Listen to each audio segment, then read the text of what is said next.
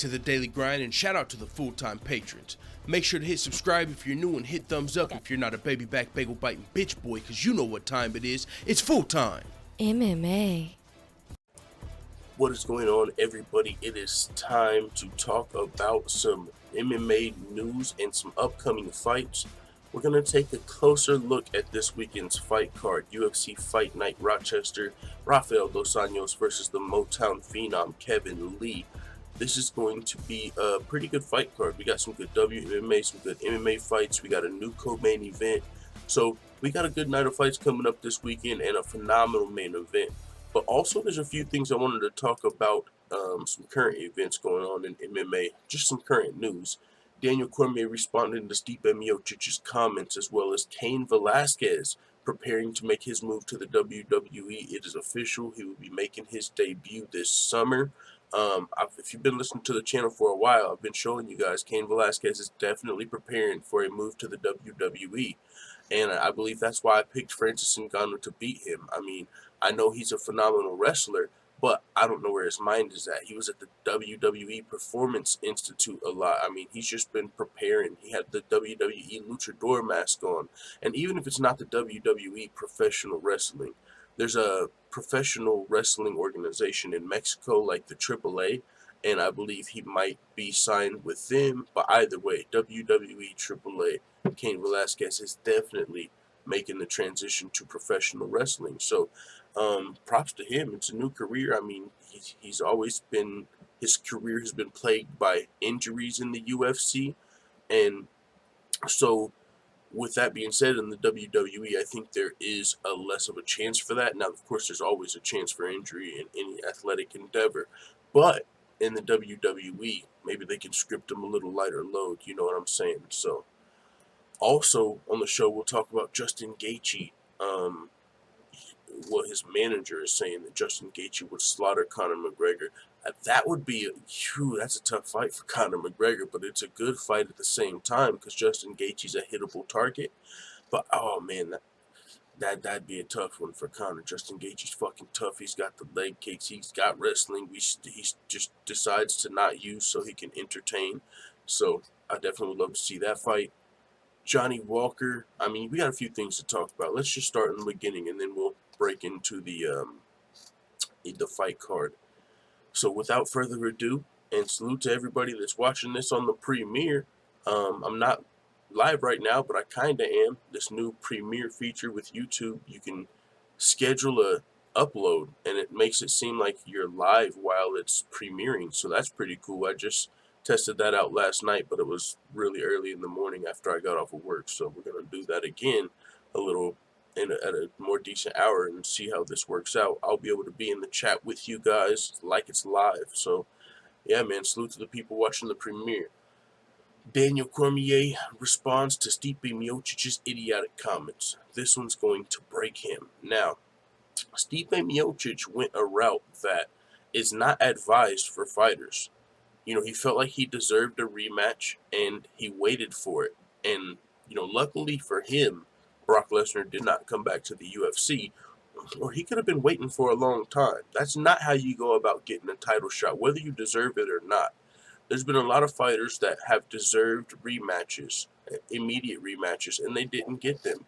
Jose Aldo, when he fought Conor McGregor and lost in seconds, he deserved an immediate rematch. Hell, Tyron Woodley, for what he's done in the division, he deserves an immediate rematch. I mean, there's a lot of fighters that you could say deserved an immediate rematch when they lost their belt, and a lot of them don't get them. Some do. You know, Joanna Jędrzejczyk, if you decide to take the route of waiting until there's, you know, no one else for the champion to fight, that would work out for you if you wanted to wait that long. But, yeah, you risk, you know, fans turning on you. A lot of fans will turn on you if you wait for a title shot, whether you deserve it or not. Luckily for Stipe Miocic, that was not the case, and it worked out for him because Brock Lesnar did not come back.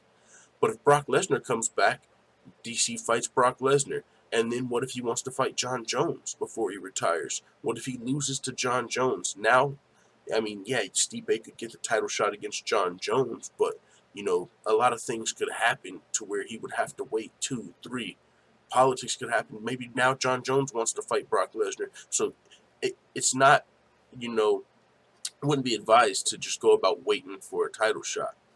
Now, with that being said, Stipe Miocic versus Daniel Cormier is set for UFC 241, and this is what Daniel Cormier had to say on his own podcast he recently relaunched. He said, "Fighters, we're a different breed." Right away, I was like, "Oh, Stipe, son of a bitch," but I like it though because the first time he's all chummy and he's all quiet and he doesn't want to be able to fight. Now at least he's being vocal about how he feels. Be vocal. Tell me how you feel and then you want to kick my ass. So when I kick your ass again, then when you're like in a dark room, just done. That's when Daniel Cormier is coming with the heat. When I kick your ass again, he said he's going to be done after this one. It will be very hard for Stipe to get back to where he once was because this one's going to break him. I know what the second Jones fight did to me. It almost broke me. But all my life experiences, my father, my cousin, my daughter, my roommate, all of those life experiences allowed me to keep things in perspective, whereas he hasn't really had to do that. So when he loses in this spot, I don't think he'll be able to recover from it. It'll be too much. He said Stipe can say, oh, he's an idiot and he's this and that, but then I can just kick his ass again. Ultimately, I had the last laugh in the whole thing with me and Stipe, and I get to do it again. So it's just kind of how this thing plays out. Daniel Cormier confident in his abilities in the rematch, and I feel like a lot of people are like automatically counting Daniel Cormier out of this fight. I think to me it's probably I might be too. Just saying this is 50-50, I feel like is counting Daniel Cormier out. He's never lost a heavyweight. He just knocked out Stipe Miocic. He fought Derek Lewis when he was hurt. I mean, we just know what Daniel Cormier is able to do, what he's capable of. I mean, so with that being said, and without the eye pokes, like there was a lot of eye pokes back and forth in the first fight that could have affected an early knockout. If this fight doesn't end in an early knockout, how does it play out? So, I mean, I can't wait to see this fight, and the fight ended so early the first time, I think it's hard to say how the rematch would go. But that's the same story with McGregor-Aldo. That fight was so quick, we never got to see how that full fight would play out. A lot of people just automatically assumed, oh, McGregor would knock him out again. I never knew if that was the case. And I don't know if that's the case still here. So we will see. That being said, here is the official word that Cain Velasquez is going to make his WWE debut in Mexico this summer. Moistu Chico says, how is Cain, Javier? Is he still training? Javier responded, he's doing WWE training for Mexico WWE debut this summer. And he said, thank you, Javier. You're such a nice dude. I have so much respect for you. Thanks, Javier.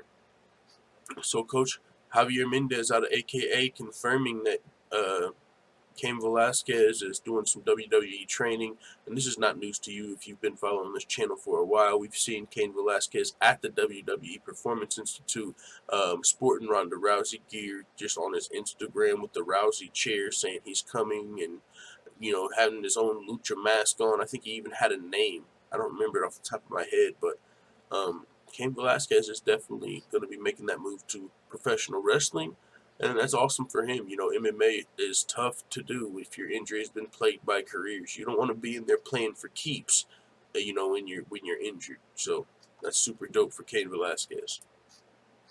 Justin Gaethje versus Conor McGregor. Justin Gaethje would slaughter Instagram model Conor McGregor, eat his heart alive, according to Abdelaziz, Justin Gaethje's manager.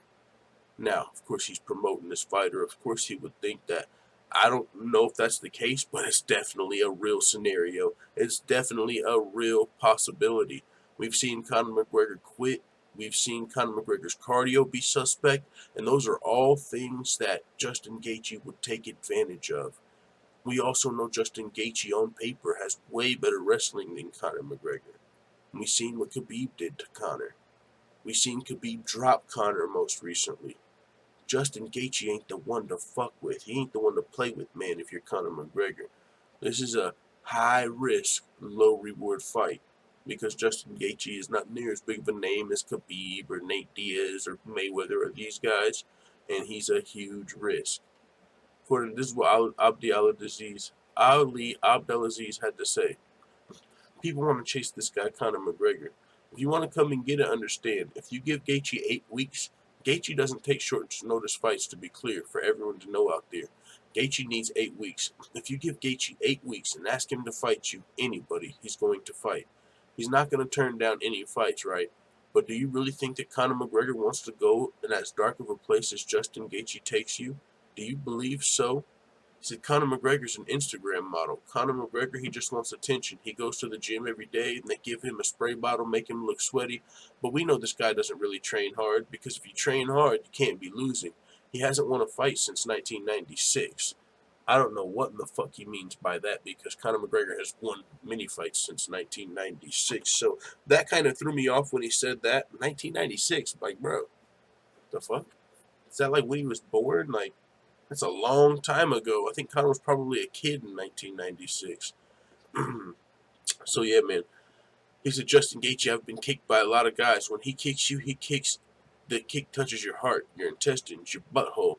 Everything hurts. I sparred with this guy many rounds. I have to fight him. I try to kill him. He takes you in sparring to dark places, and I know what kind of mentality he has.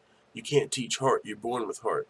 Conor McGregor, maybe he's a good street fighter. Maybe he has heart in street fights. Police can always come and break it up, or the people break it up and everything's on camera.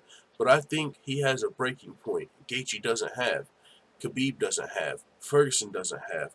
Conor does have. He has a breaking point. Justin will take him to the breaking point. Justin might get knocked out in the process. Don't take away from Conor, because he always has his left hand, but I believe it. 100%, man. Ali's keeping it real right there as far as the possibilities of the fight.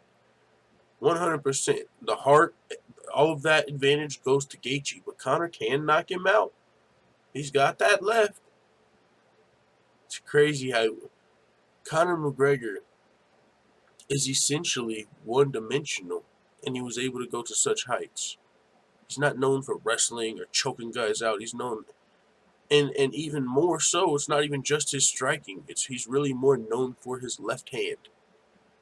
It's, you know, like, you just circle to your left, circle away from his left hand. See, at the highest level, I mean, that just cannot stand up, and we've seen that in the Khabib fight. So we'll see where Conor goes from here, but Justin Gaethje would be a great fight for us. I don't know if that's one Conor would take. Johnny Walker believes he's 1 or 2 wins away from a title shot, but can beat John Jones now. Talk about hype. I mean, the dude is dangerous, but fucking John Jones? And this is what I was talking about when I was talking about John Jones not wanting to fight Daniel Cormier at heavyweight. One of the things, like, there's so many reasons that is just a terrible. Yeah, if you're John Jones, it's smart. Yeah, you don't want to fight Daniel Cormier at heavyweight because you might lose. It's smart, but there's a fine line between being smart and being scared. So what you're saying is you don't want to go up because you might lose. If you felt even comfortable about your chances of winning, you would still go up. So what you're saying is you're scared of going up because you might lose. If it was Brock Lesnar, he was down to fight him. He called Brock Lesnar, something before he got popped, by USADA. After he knocked out Daniel Cormier on the Picos, he called out Brock Lesnar. You're willing to go up and fight Brock Lesnar at heavyweight, but Daniel Cormier, a guy you beat twice at light heavyweight, you don't want to go give him a fucking fair fade at his weight class? You only want to fight him when he has to fucking suffer down to 205? Cut a whole bunch of weight, not his natural weight class. You're scared of fighting this man in his natural fucking weight class. Really? And people are telling him that's fucking smart? And they're down with that? So you're telling me this dude's on Picos, he's snitching, he's scared of fighting Cormier at heavyweight. This is your hero? No, I'm just playing. He's fighting a bunch of fucking middleweights, guys. And a lot of them, yeah, they look great at light, heavyweight. They did their thing. Light heavyweight wasn't the most stacked division as far as the Shark Tank. It's not the most stacked division in the UFC for sure. It's no lightweight. It's no fucking welterweight. Hell, it's no middleweight. A lot of the middleweights are going up to 205 because they can't fucking hang at middleweight. You lose at middleweight, you go up to 205, knock a few of these dudes out. I mean, you got Rockhold coming up. You got Thiago Santos about to fight John Jones. You had Anthony Smith up at middleweight. You got, I mean, just a bunch of guys that have literally been middleweights for the last couple of years are now fighting at light heavyweight and they're fighting for titles. So John Jones would rather just keep knocking off these middleweights that there's not really much heat. They're not near as big of a fight. They're not a legacy fight. Luke Rockhold, yeah, he was a former middleweight champion, but you're light heavyweight. Like, that's a good name for your resume, but you don't get much stripes for that. You know, for beating another middleweight, like after you've already fought 2 middleweights in a row. The biggest money fight and the biggest legacy fight is Daniel Cormier at heavyweight. And people are like, well, John Jones already won twice at light heavyweight. Of course he should want to stay there. No. Don't you want to fucking be a champ? Have you ever heard of 2 belts at the same time? You don't want that? It's not even worth going up for another belt. This ain't just a grudge match. This ain't just Daniel Cormier. This is you winning another belt. You don't even want to do that. What's a bigger legacy fight than winning another belt and the most prestigious belt out there, the heaviest one out there? You don't want to fucking fight Daniel Cormier at heavyweight, dog, for the belt? Before he retires, you don't even got much time left. You'd rather keep fighting these dudes that don't have a legacy yet and don't have the rivalry, so it's not even near as big of a fight. It makes no fucking sense. Another thing, we've already seen the fight twice at light heavyweight. Who wants to see the same fight 3 times? We know how it goes. Daniel Cormier sucks down to 205, loses. At heavyweight, it's new. We don't know how that one goes yet, guys. It's new. It's a new fight. New result. It's not going to play out the same way. Johnny Walker, though, a guy that, you know, people are like, well, fuck it, John Jones, don't fight Daniel Cormier, fight Johnny Walker. What? You're on the hype train, dog. He ain't beat nobody but like Misha Serkinov, who used to be in the top 5 and wasn't in the top 10 when he fought him, or top 5. And now we're putting him up against John Jones? Why? Because he can do the fucking worm? Because he fucking gyrates before he enters the cage? What the fuck's that gotta do? If you want to see John Jones fight a light heavyweight, it can only last so long. Corey Anderson. That's who deserves the shot. Don't get me, man. How about Johnny Walker fight Corey Anderson something, because Corey Anderson should be up next. He had a better case than Thiago Santos did now. That needs to be Corey Anderson's fight. And there it's like, okay, that's a guy that deserves the title shot.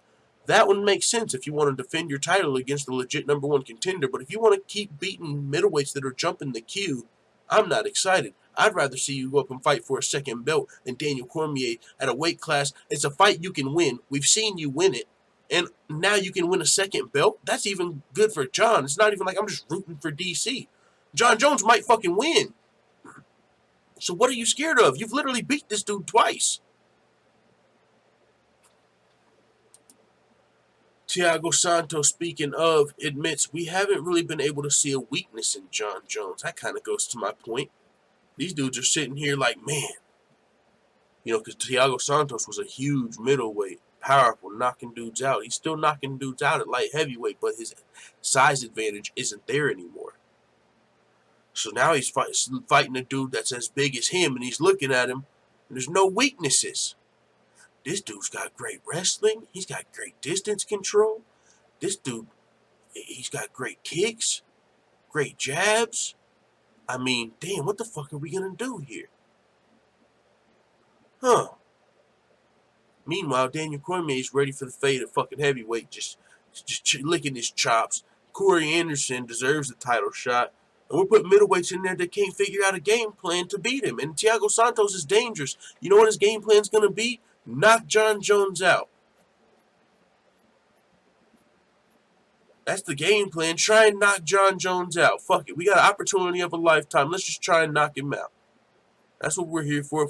Everyone expects us to lose, and if we knock him out, we shock the world. But if we lose, it don't really matter because everyone kind of expected it. So, I mean, Thiago Santos, hopefully, you know, that's going to be the game plan. It's got to be. Try and knock him out. This is something I'm interested in. Jordan Burroughs willing to consider competing in MMA after the 2020 Olympics. Jordan fucking Burroughs in MMA? The best fucking wrestler in the world, Craig? Give him some striking, put him ATT? He should be training a little bit of, you know, right now, just a little bit of, you know, just a little bit of kickboxing, just light work. Just in your off time, you know, instead of, you know, for cardio, something, do some kickboxing or something. You know, don't get off of your wrestling. You still want to win. You want to win the gold. But he should be starting to watching fights and just getting ready, because he would be a killer. He could make millions of dollars. And that, see, for an MMA, for a wrestler, that's big money. He can make a lot of money. For one, because he can be the champion, and that's where the money comes in. And for two, because in amateur wrestling, you can't really get paid as well. I mean, unless you go like professional wrestling, which is WWE. But unless he wants to go to the WWE or something, and that's not normally the transition you see.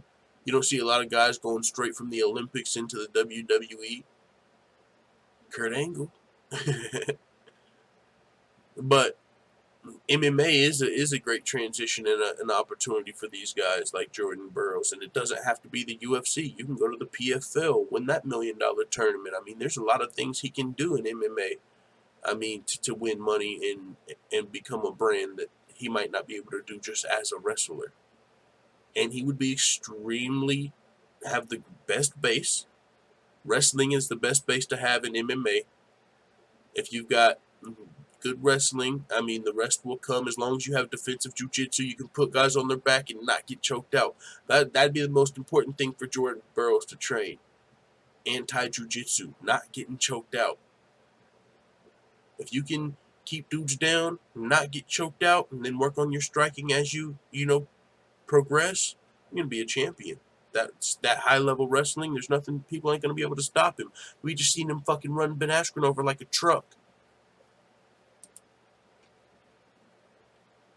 UFC veteran Ross Pearson scoring a TKO in his boxing debut. This is big news, not because it's Ross Pearson, even though this is a big opportunity for him and something he's always wanted to do, like a lot of UFC fighters, but because I think this is just what's to come. A lot of MMA fighters have wanted to box. Nate Diaz and others, they've wanted to box professionally and see how they could do against some of the best guys. UFC had him under contract, wouldn't let him. Now Dana White's venturing into boxing. You know, there's going to be some Zuffa boxing. And so I would imagine he's going to let some of these guys fight boxing under Zuffa boxing against boxers, and they will have some success. Are they going to beat Floyd Mayweather? Probably not. But you know what this is in boxing? It's competition for the fucking cans. It's actually legitimate fights. There's so many cans in boxing that these guys use to pad their records, like Stellar King, right? He's 5-11.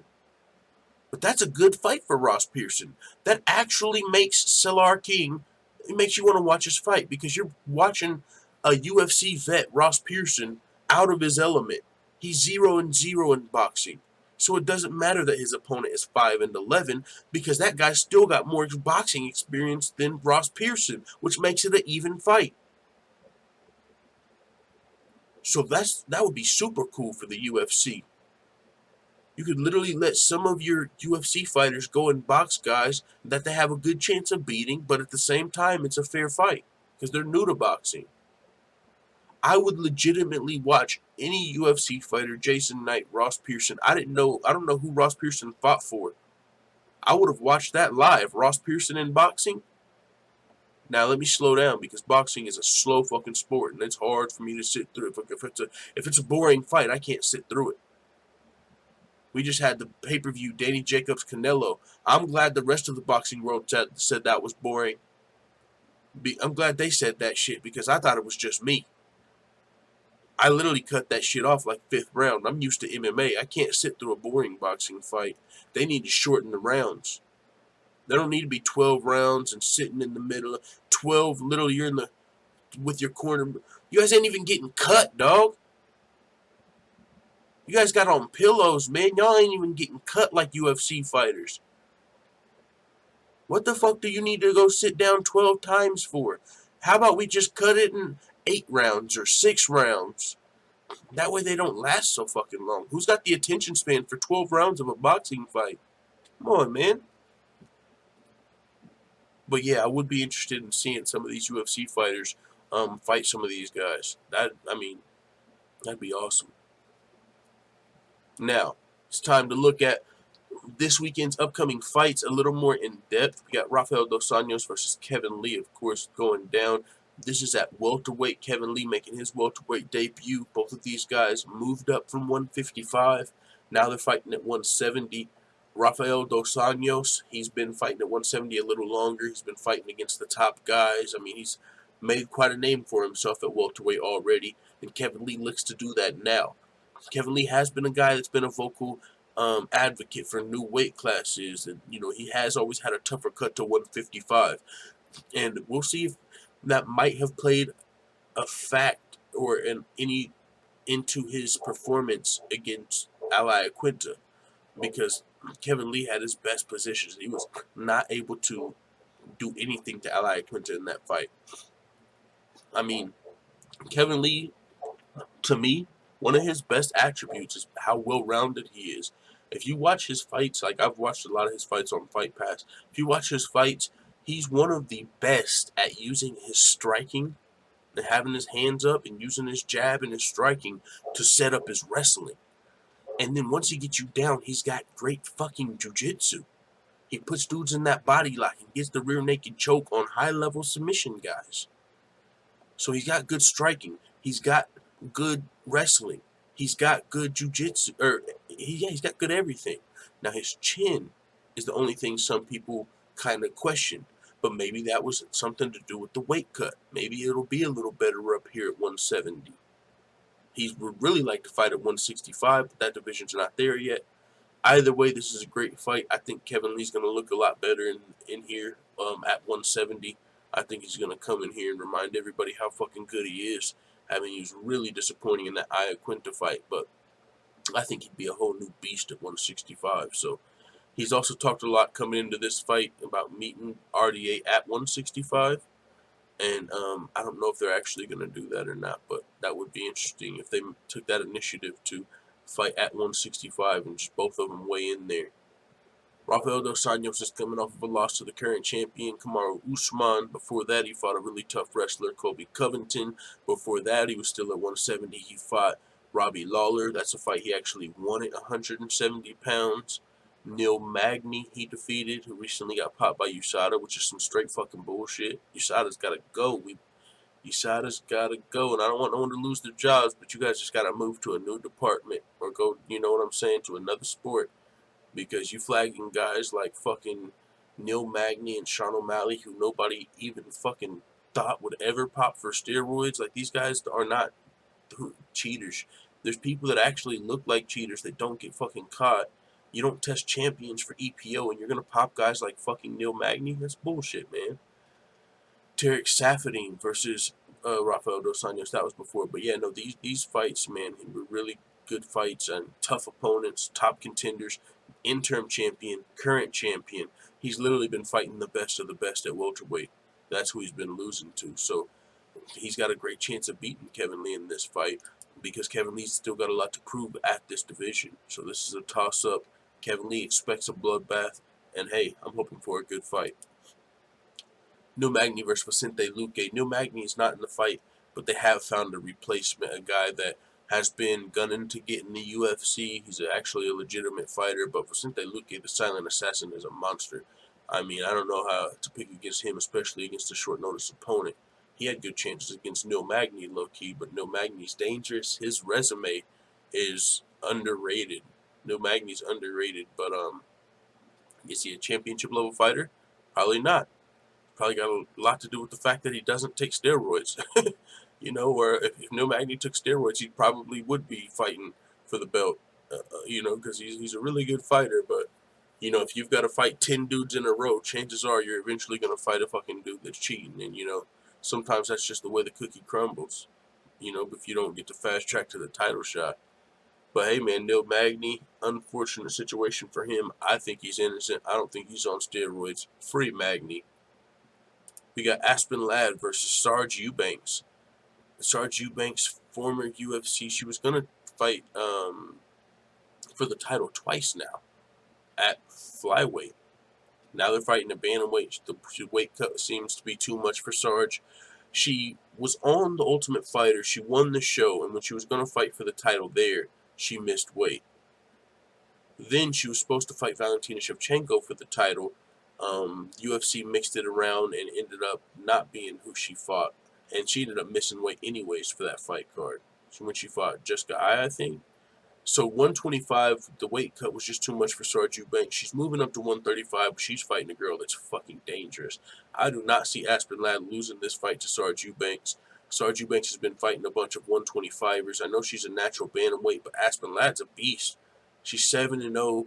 She trains with high-level fighters, great fight team, amateur experience. Aspen Ladd is a bright prospect. I feel like she's coming up in the world, so I don't see her losing this fight to Sarge Eubanks. I would definitely take Aspen Ladd here, but Sarge Eubanks, she's got a lot to prove here, and she's fighting at 135, so a tough weight cut can definitely affect your performance, so it'll be interesting to see how she looks here, even though she's fought here in the past before tough. Shoeface, Antonio Carlos Jr., Cara de Zapato versus the Hurricane, Ian Heinisch. This fight's going down at middleweight. Shoeface is a beast. Ian Heinisch is really good too, but Antonio Carlos Jr.'s got phenomenal jiu-jitsu. He's even got great stand-up. He's been looking better and better in his fights as of late. Ian Heinisch, 12-1, giving up a little bit of a height and reach advantage.